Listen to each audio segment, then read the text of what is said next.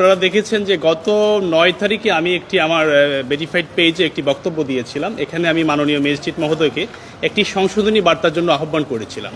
তারপরে 10 তারিখে আমি প্রেস ক্লাবে একটি মানববন্ধন করি এবং প্রতিবাদ সভা করেছিলাম। কিন্তু আমি খুব আশাহত হয়েছি এই জায়গায় যে আমরা চেয়েছিলাম যে ম্যাজিস্ট্রেট মহোদয় একটি সংশোধনী বার্তা দিবেন। আমি প্রথমেই ম্যাজিস্ট্রেট মহোদয়কে বলবো, উনি আমাদের রাষ্ট্রের সম্পদ, ওনার কাজকে আমরা অ্যাপ্রিসিয়েট করি, আমি অ্যাপ্রিসিয়েট করি।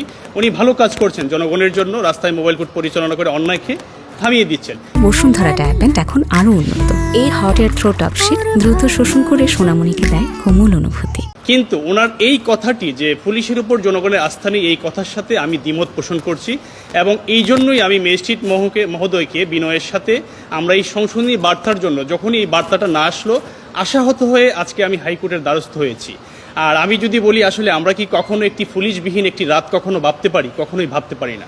আর ম্যাজিস্ট্রেট মহোদয় যে বক্তব্যটা দিয়েছেন, এটার সাথে যেটা একটু আগে আমাদের অ্যাডভোকেট মহোদয় বললেন যে আইন বিভাগ, শাসন বিভাগ, বিচার বিভাগ, এখানে বিচার বিভাগের সাথে বিচার বিভাগ নির্দেশনা দিবেন, তারপরে শাসন বিভাগ সেটাকে কার্যক্রম করবে বা এটাকে ব্যবস্থা নিবে। কিন্তু এইখানে টোটালি একটা সাংঘর্ষিক বিষয় হয়ে গিয়েছে এবং আমি একমাত্র এটা আমরা এই জন্য করেছি যে জনস্বার্থে এবং পুলিশ বাহিনীর ভাবমূর্তিকে ফিরিয়ে আনার জন্য।